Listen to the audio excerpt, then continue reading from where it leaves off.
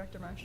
Yes, Director Marsh will cover this topic, and we'll have some awards going on, so that's great. One award tonight. Thank you, Council, Madam President, Mr. Mayor, for allowing us this opportunity today to present yet another award to a public safety officer here in the city of Southgate. This one is Officer Jacob Kresslein. He is here today with his family, his mother and his father. Officer Jacob Kresslein, just like all of our first responders, goes out there every day and tries his best to do his job and protect people.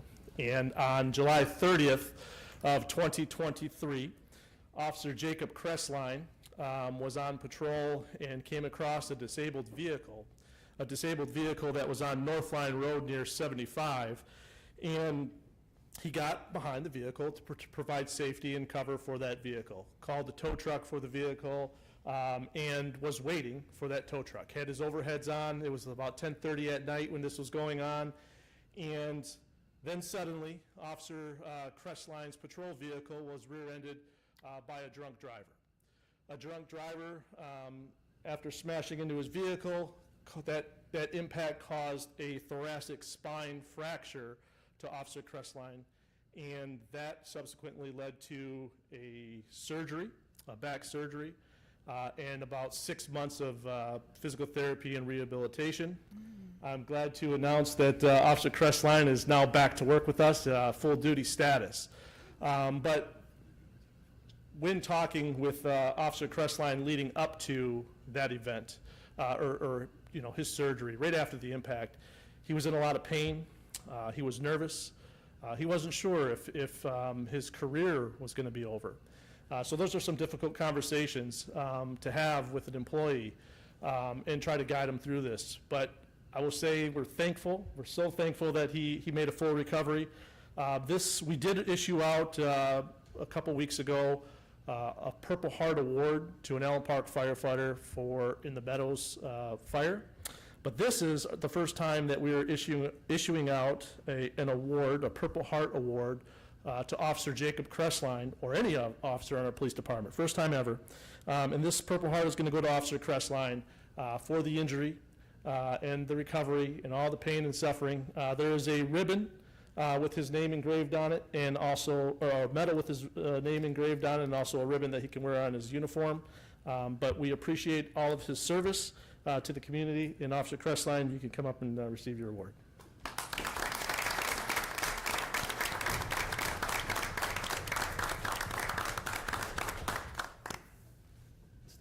Yeah. Let's get you over there. Right here. You want to take some pictures?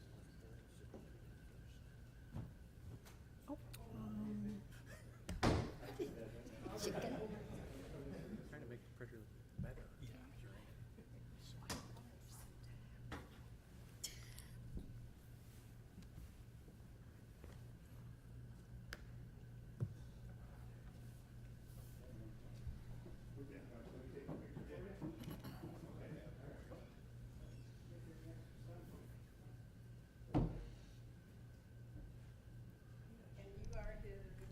Mom and Dad. Proud parents.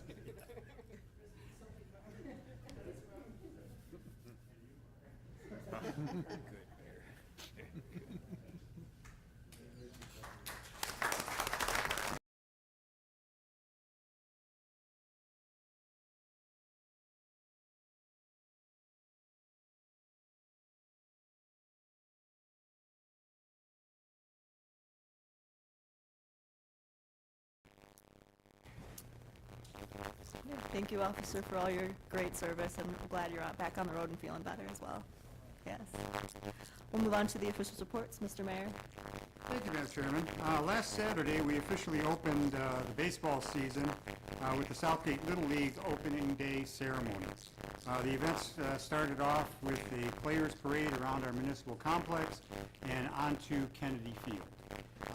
League President Justin Morin emceed the event. It was amazing to see how dedicated he and his volunteer staff are to these young children. They work to ensure that their players understand teamwork, camaraderie, and good sportsmanship. The Southgate Little League is open to Southgate and Riverview players. This year, they added a girls softball teams as well.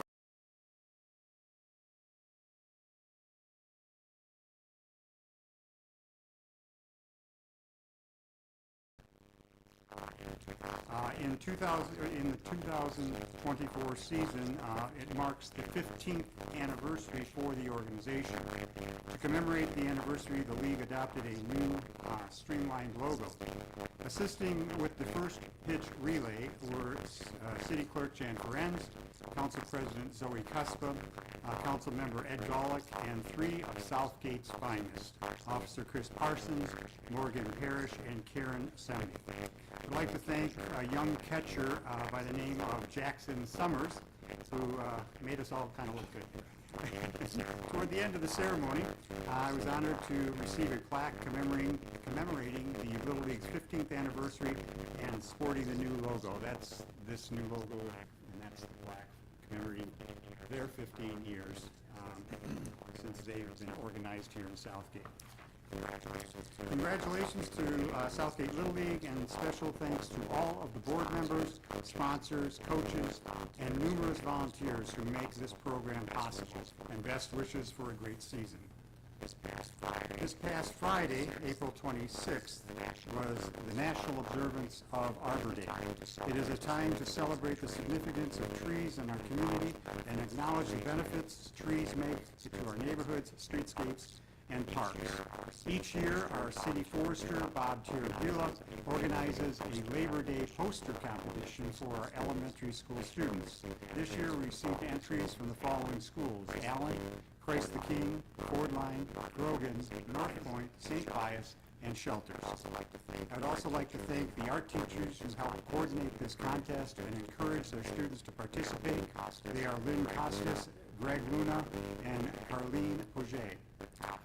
The top three artists will be invited to our May 15th meeting, and their posters will be on display in our municipal lobby through the end of the month. The first place winner will also receive special recognition by having a tree planted in their honor at the school they attend. Best wishes to all our young artists, and encourage them to continue to create that beautiful art.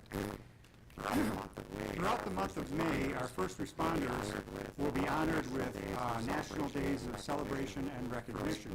First, May 4th is the International Firefighters Day. The week of May 12th through May 19th is National Police Week, and the week of May 19th through the 25th is both the National EMS Week and the National Public Works Week. In celebration of all of these vital employees, we will be installing a banner acknowledging their service in the front of our municipal building. The banner will be put up next week and remain on display through the end of the month. It is one special way that we can thank all of our first responders for the work they do to keep our community safe and thriving. This past Saturday was also our drug take-back event. Once again, our police department partnered with the Guidance Center for this collection effort. It was very successful, with over 2,200 pounds of unused and unwanted prescription drugs being collected. For those residents who were not able to get to the event and still have the need to properly dispose of unneeded medications, please visit our police department lobby. The lobby has a dedicated box to collect those items throughout the year. But please note that only pills and tablets will be able to be collected, no liquid medications. And lastly, this Sunday is Cinco de Mayo. Please consider visiting one of our restaurants that feature Mexican cuisine. The food is great, and it can always be made better with a festive margarita.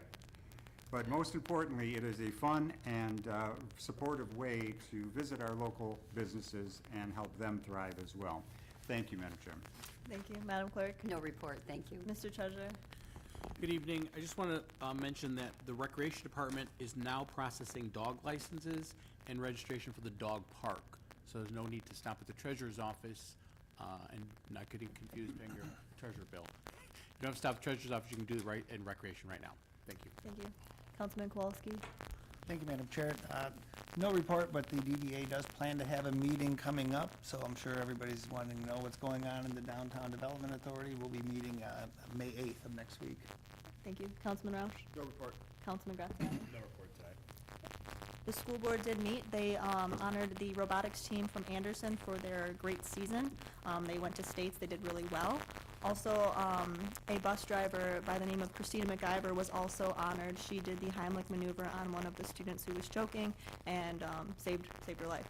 So she was there to get an award from the superintendent and the school board, and also the news was there covering her recognition.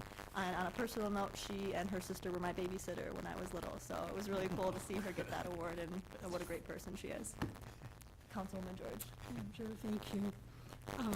The Commission on Aging will be meeting tomorrow, Thursday, May 2nd, or May 3rd, at noon at the Senior Center. So seniors, come on out and help them plan some activities for this year. The book club will be meeting on May 21st at 7 p.m. They will be discussing The Seven Husbands of Evelyn Hugo. It's a movie focused book. I think it would be pretty interesting. So that's May 21st at 7 p.m. Also at the library, for the youngsters, there's going to be a Harry Potter trivia day or night. It will be Thursday, May 9th from 6 p.m. to 8 p.m. The doors will open at 6 and close at 6:15. Space is limited, so if you're interested in that, mark your calendars and make sure to get there early. They will be giving away some magical door prizes. Again, the doors open at 6 and they will close at 6:15. And the Kids Commission is still busy planning activities along with the DDA coordinator. They will be decorating the gazebo. We've got the Memorial Day service coming up. That's May 23rd at 6 p.m. And our Heritage Days will be June 14th and 15th. And as a reminder, the concerts in the park, which are free, will be, they start June 18th, run through August 20th, and they are on Tuesdays this year. Last year it was Thursday. This year we're back to the Tuesdays. And that's all I have, Madam Chair.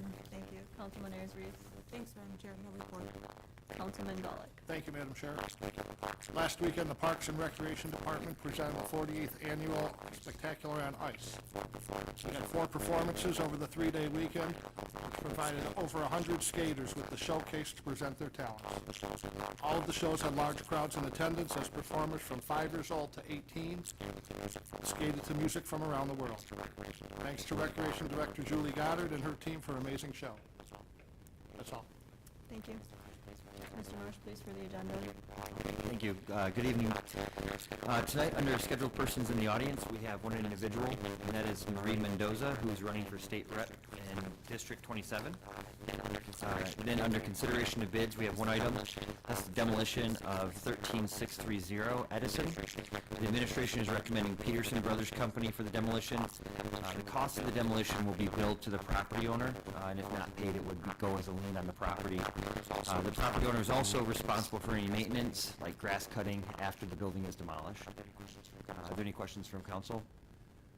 Actually, I'd just like to add one other thing, too. Peterson Brothers Company said that they could have the house demolished within 15 days of the award. Moving on to scheduled hearings. Tonight we have 3 scheduled hearings. The first is for the annual user charge system for the Southgate Wyandotte Drainage District. The next one is the scheduled hearing for the proposed water and sewer rate increases. And then the last is for the public hearing on the mayor's proposed 2024-2025 budget and millage rates.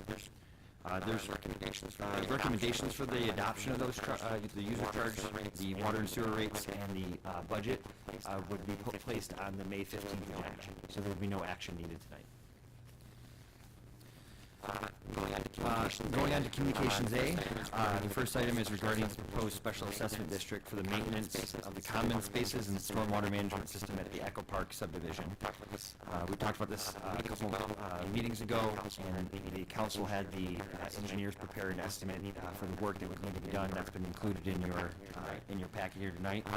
The residents are responsible for the maintenance of that stormwater management system and those common areas per the Declaration of Covenants, Conditions, and Restrictions. That's a document that's on file with the Wayne County Register of Deeds. They're also responsible under a stormwater management agreement they made with the city in February of 2011. Currently, the system isn't being maintained, so a special assessment district would have to be created in order for the city to maintain the stormwater management system in those common areas. The next step would be to accept the budget for it and set a public hearing. So that's what's been requested tonight. Are there any questions from council? Through the chair. Councilman Gollard. Could you just really quickly explain, because we have a lot of these subdivisions in our city, how this works and why the previous person in charge of it didn't follow through? So, when there's a new subdivision and it requires stormwater management, the subdivision is then responsible for to create that. In fact, it's not just subdivisions. You've seen a number of these stormwater management agreements come before you, whether that be Staybridge or Tommy's. When there's going to be a new development and there's going to be tie-in to the stormwater system, that property owner is responsible for the maintenance of it. In this case, we have a developer, it was with Winnick Homes, back in the kind of late aughts of the 2000s and into 2011, who was developing the subdivision. At that time, he is the principal for it. David Gans established the HOA, set it up with the state of Michigan, and he was the responsible party for it, and so everything was as it should be in that case. In 2020, he closed that HOA without passing it on to the homeowners. In other cases, what should happen is that whoever's in charge of it, when it's passed on to the homeowners, there should be a process where that takes place. They call a meeting, they establish a new board, and it's passed on. The developer then steps away, and it's now run by the homeowners. Generally, that's after 50%.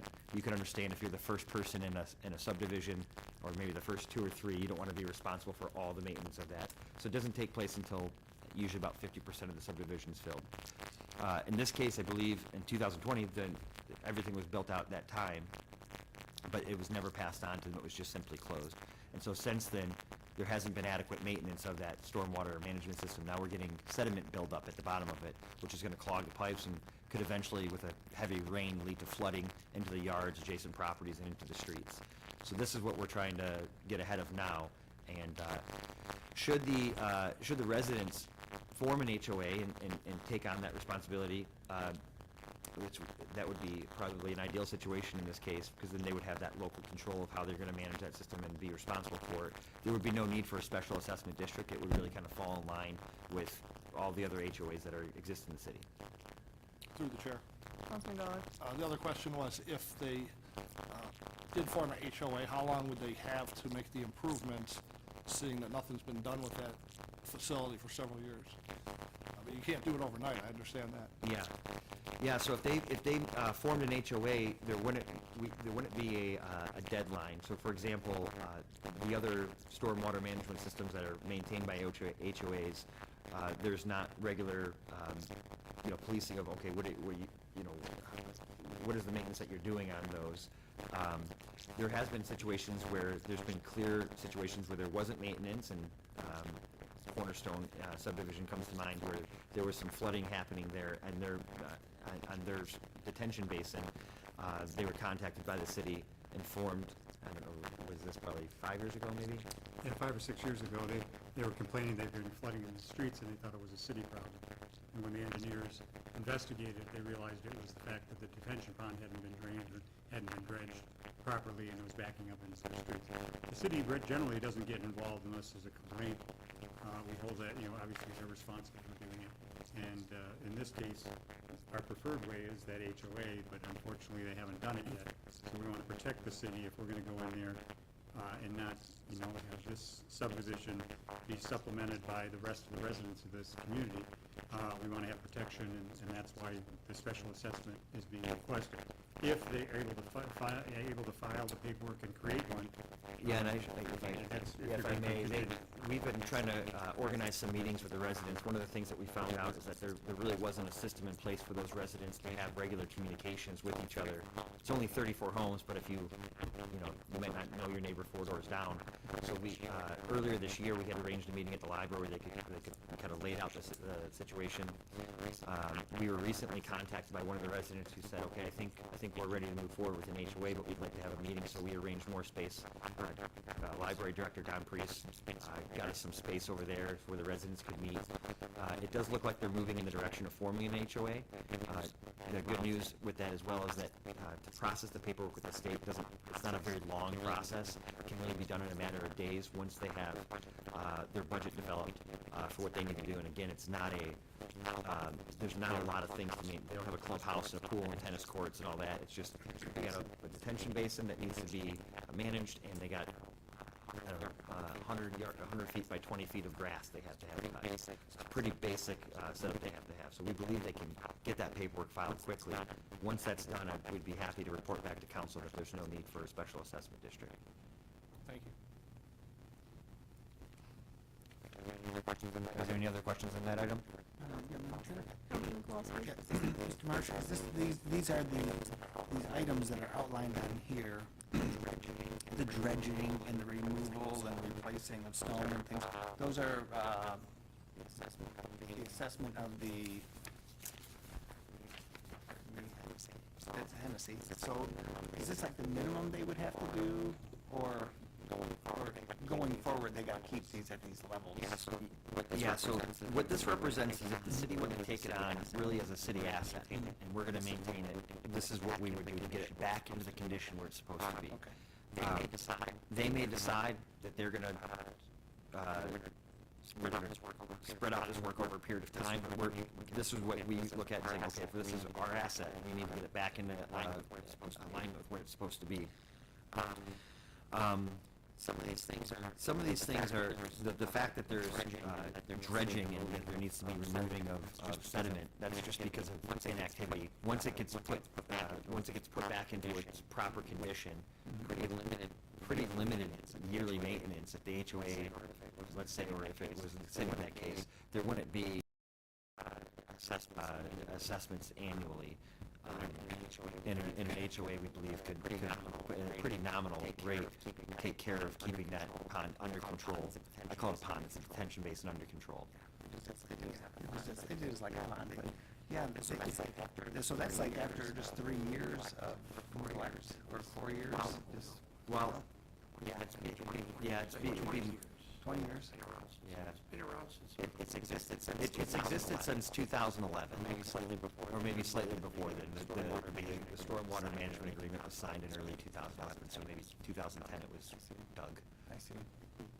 Unfortunately, because the HOA was not done correctly, or they didn't inherit it correctly, they could have been paying towards that maintenance a lot less money per year over a 10 to 15-year period, and had the resources to do that all along the way. Unfortunately, now when it comes to the city's responsibility, if it comes to that, it's we have to now bring it back to what it originally should function as. That's unfortunate, yeah.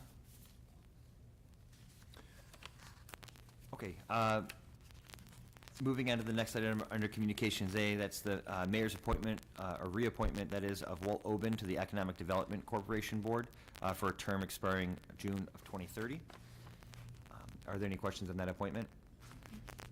Okay, and then the final item on tonight's agenda under Communications B is the reappointment of Walt Oben to the Brownfield Redevelopment Authority for a term expiring June 2030.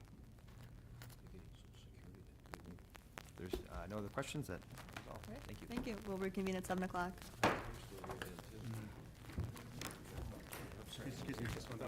Yeah, I gotta grab somebody out there too.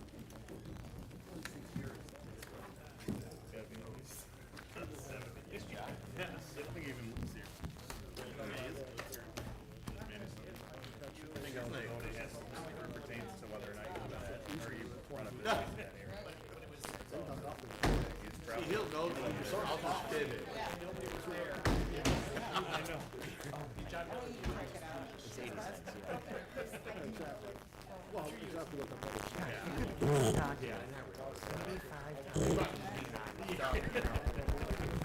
Yeah, I wish I was golfing. I don't get enough time to golf. Well, I don't think necessarily, there's a proposed motion that would break all this.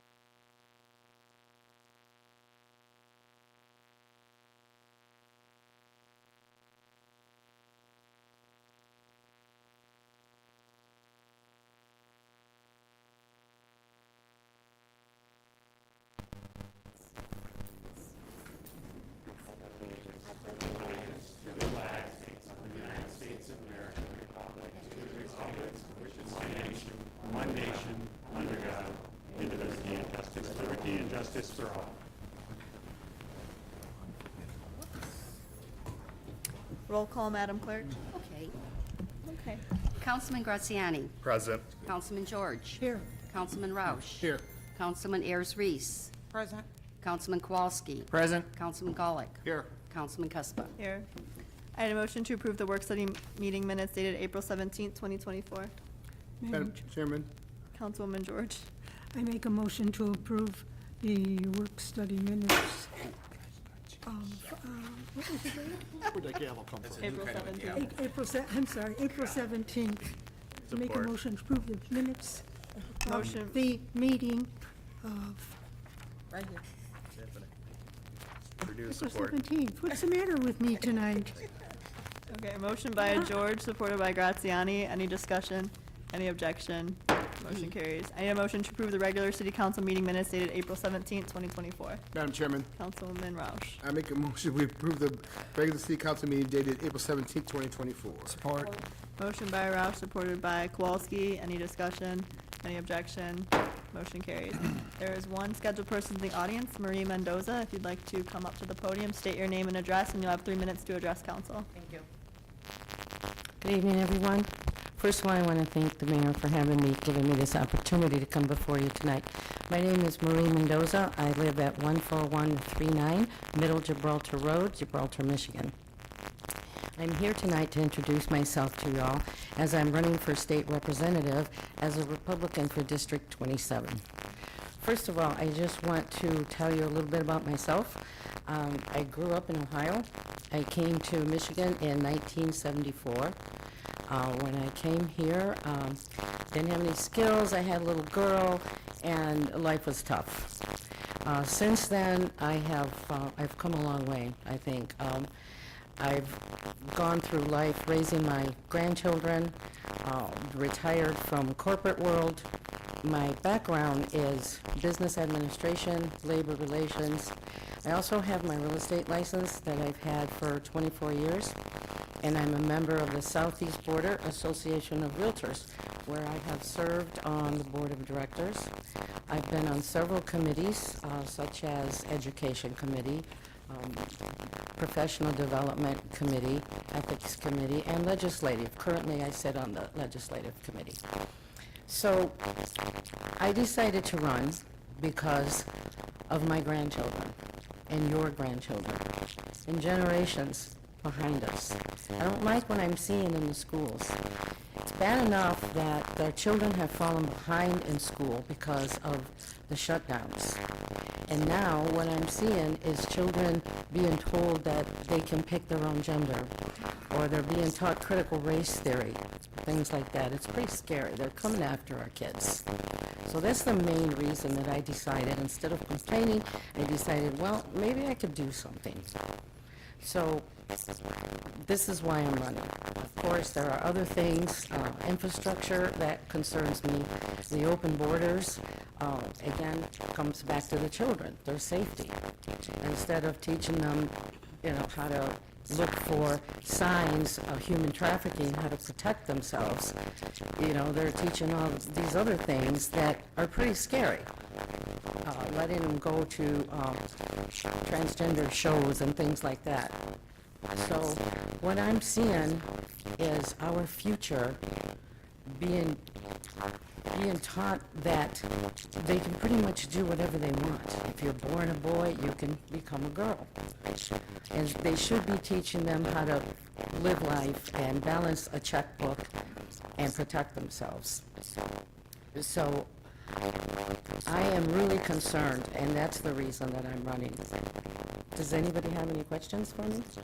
This is just, it's not a back and forth. If anyone has questions of Ms. Mendoza after the meeting, I'm sure you'd be able, willing to take those Sure, questions. So, sure. does that close your comment? Oh, pretty much. I just kind of wanted to come here and let everybody know who I am and what I'm doing and why I'm doing it. Thank you so much. Okay? Thank you. Moving on, we have one item under consideration of bids. We have a letter from the mayor regarding the awarded bid for demolition of 13630 Edison. Madam Clerk. I have reviewed the above and concur with the city engineer's recommendation to award the bid for the demolition of 13630 Edison to Peterson's Brothers Company in the amount of $11,643. Funds for this bid award are available in the general fund. The cost for the demolition will be billed back to the property owner. Failure to pay will result in a lien being placed on the property tax bill. Your favorable consideration of this matter is requested. What's the pleasure of the council? Madam Chair, Councilman Graziani. I just wanted to make a remark before we go through this. I brought this up when we initially started talking about the demolition, and I'm just going to reiterate the fact that there's still ongoing coverage litigation between the homeowner and the insurance carrier, and the insurance carrier happens to be a current client of mine, so I just want to let everybody know I'm going to abstain from this, and I request that the record reflect the same. There was, Madam Chairman? motion by George. I'd like to make a motion to award the demolition of the house to the low bidder. This house is at 13630 Edison, and the bid amount is $11,643. Madam Chair, just a point of order. Would council also ensure that you concur the abstention of Councilman Graziani? Included in the motion. And just include that motion that you accept his abstention. Councilman George, can you please include that in your motion? Sure. Let's just say sure. I move that we award the demolition to the low bidder on the house at 13630 Edison to Peterson Brothers Company in the amount of $11,643. And that we accept The Councilman abstention of Councilman. And we accept the extension of Councilman Graziani. Support. Was that Councilman? All right. Motion by George, supported by Roush. Any discussion or objection? Motion carries. We have three items under scheduled hearings. First is a memo from the Finance Director regarding the user charge system for Southgate Wyandotte Drainage District. Madam Clerk. This communication provides information regarding the user charge system in place for the operating and maintenance as well as capital improvement charges of the Southgate Wyandotte Drainage District. In 1975, the city of Southgate agreed to implement a user charge system as a condition of an EPA grant award in the amount of $40,793,250 to construct improvements to the district. Upon completion of such construction in 1980, the Wayne County Drainage Board utilized excess construction funds for the purpose of operating and maintaining the system. The approximate amount of the excess funds used for this purpose over the past years is $8 million. The Wayne County Drainage Board has approved a final order of apportionment of the cost of operating, maintaining, and replacing facilities of the Southgate Wyandotte Drainage District as follows. I just lost my place. Oh, City of Southgate, 42.708%. City of Wyandotte, 50.322%. State of Michigan, 1.804%, and Wayne County, 5.166%. The SWRDDD Board has approved an annual budget of O&M costs for fiscal year 2023 to 2024 in the amount of $6,137,970, included in the use of fund balance in the amount of $3,955,068 to be used for capital projects and engineering fees. Therefore, based on our apportionment percentage, the city's annual cost is $859,979 of net budget costs for this current fiscal year. In addition, modernization and automation of the retention treatment facilities along with the Barberry Relief Sewer are estimated at over $23 million. The project will be funded by fund balance. The additional levy for 2024-25 is approximately $200,000. Therefore, I recommend a total 2024-25 levy of $1,415,100. The staff has computed a charge to benefiting property owners within the district based upon size of parcel as well as land use. Approximately 60% of the geographic area of the city is included in the district. Boundaries are as follows: north, Brest Avenue, South Pennsylvania, east 4th Street, west, generally comprised by the area commencing with McCann to Eureka, to REAP, to I-75. There are over 8,000 parcels identified in this district. For your information, the user charge for a typical residential parcel of property, assuming a 40-foot by 120-foot or 50-foot by 120-foot lot, is about $58 or $70 respectively. Included within the user charge system are institutional owners such as schools and churches as well as private property owners. These institutions will also be required to pay a user charge. The proposed rates will be brought forward at the May 15, 2024 meeting for final adoption by the City Council. I'll entertain a motion to open the scheduled hearing on the user charge system for Southgate Wyandotte Drainage District. Madam Chairman, Councilman Roush. I make a motion we enter into the scheduled hearing for the user charge system for the Southgate Wyandotte Drainage District. Motion by Roush, supported by George. Madam Clerk, is there a need for a roll call vote, or we're just... No, we're not leaving, no. No? Okay, cool. All right, any objection? The scheduled hearing is now open. Is there any comments first from the council before we open it to the audience? All right, is there any comments from the audience that they would like to make regarding this item? All right, seeing none, I will entertain a motion to close the public hearing on user charge system for Southgate Wyandotte Drainage District. Madam Chairman, Councilman I Roush. make a motion we close the scheduled public hearing for the user charge system for the Southgate Wyandotte Drainage District. Motion by Roush, supported by Ayers-Reese. Any discussion or objection? It's now closed. Second scheduled hearing is a memo from the Finance Director regarding the proposed water sewage rate increase. Madam Clerk. This is only one page. The administration requested a public hearing at the February 21st, 2024 City Council meeting for comments on the proposed water, sewer, and capital rates for the upcoming budget year. These proposed rates were discussed with City Council at the budget workshop held on April 13th, 2023. Below are the proposed rates for water, sewer, and capital usage. In addition, the non-residential user rate is proposed to increase to match the amount paid to DUWA. Do you want me to say DUWA? Water current is $33.13, proposed is $35.70, and the change is 7.8%. Sewer, the current is $42.82, proposed is $46, and the percentage change is 7.4%. Capital current is $8, proposed is $9, and the change is 12.5%.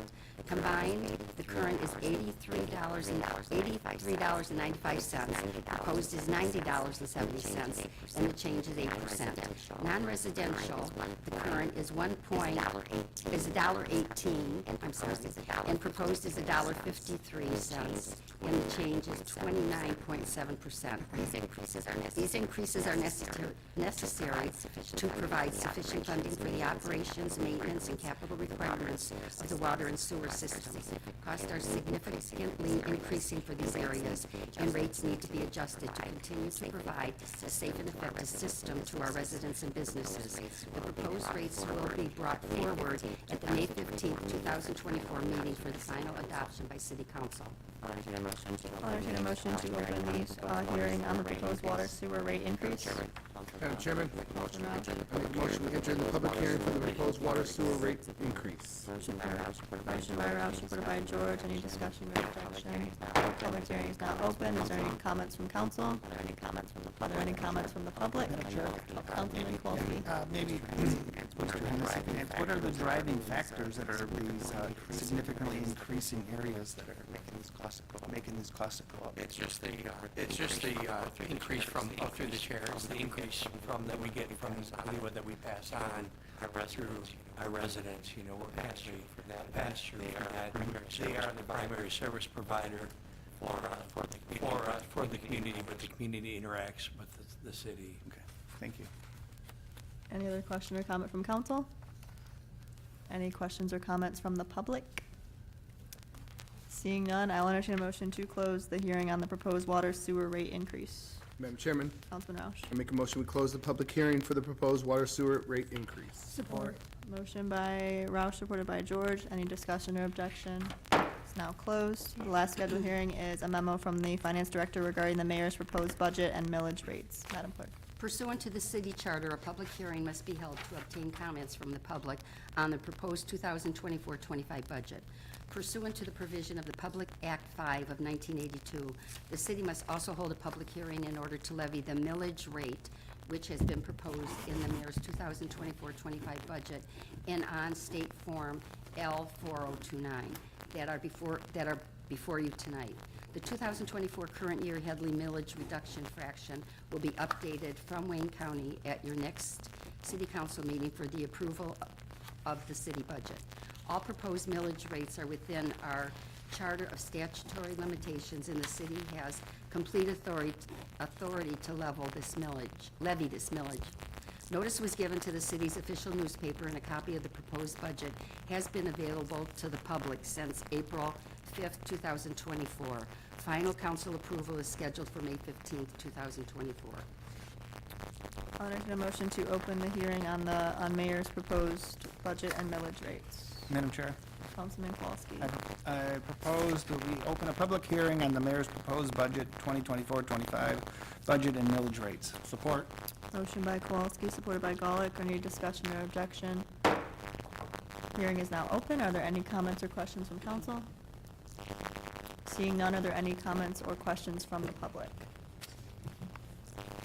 Seeing none, I will entertain a motion to close the hearing on the mayor's proposed budget and millage rates. Madam Chairman, Councilman Roush. I make a motion to close the public hearing on the mayor's proposed budget and millage rates. Support. Motion by Roush, supported by Ayers-Reese. Any discussion or objection? Hearing is now closed. Madam Chairman, Oh, Mr. Mayor. I'd just like to inform the public that the council had an in-depth workshop on April 14th and went through the entire budget, 13th. Went through the entire budget with our department heads and staff. So it's not as if it's the first time council is seeing this. We did go through each of the departments and each of the expenses and revenue streams for the city. So that's, just understand there was more than just tonight's discussion. Thank you. Two items under communications A, the first being a memo from the administrator regarding the special assessment district for Echo Park subdivision. Madam Clerk. During the March 20th council meeting, City Council made a resolution to have the city engineers prepare plans and a cost estimate for the maintenance of the Echo Park stormwater maintenance system and other common areas. Included in your packets is a letter and supporting documents from Hennessy Engineers detailing the work and associated costs. Specifically, the special assessment will need to fund the following: $59,200 for cleaning of the detention basin, $36,845.80 for the cleaning of the storm sewer system, mowing, landscape maintenance, and snow removal. Collectively, the administration believes an additional $2,700 should be allocated to cover these costs. Additionally, the detention basin property will need to be purchased back from the Wayne County Land Bank. The current asking price from the Wayne County Land Bank is $4,600. Establishing the special assessment district will allow the city to maintain the SWMS and common areas as a city asset and pass the cost on to the residents of the subdivision. In all, total amount needed is expected to cost $103,345.80 or $3,039.58 per household. The residents of Echo Park have the responsibility to maintain their common areas and SWMS. If no special assessment district is formed, those costs will be passed on to all other residents of the city. If prior to the tax rolls being finalized, the residents of Echo Park form a homeowners association and assume responsibility for the SWMS and other common areas, the administration would request that the process be halted and no special assessment district be formed. At this time, the administration recommends that council proceed with establishing a special assessment district and setting a public hearing to receive public comments. What's the pleasure of the council? Madam Chairman, Councilman Rao. I make a motion to file, to concur with the administration and to file the plans and cost estimate with the city clerk and to proceed with such public improvements designating the Echo Park subdivision as a special assessment district with an assessment of $103,345.80 to be divided equally among the 34 parcels at $3,039.58 per household, and establish a public hearing at the May 15th, 2024 regular city council meeting at 7 p.m. to hear any objections and any improvements and as the special assessment district. Madam Chair? Councilman Kolsky. So I just would like some clarification on, so we make the special assessment, and then if they establish a homeowners association, then we revisit it at the public hearing, and, Through the chair, so the public hearing will take place on the 15th. Okay. Should the resolution go forward. And then after the public hearing, council would vote to adopt the special assessment district or not. And at that point, it would go through. Prior to that, an HOA is formed. There would be no need, and we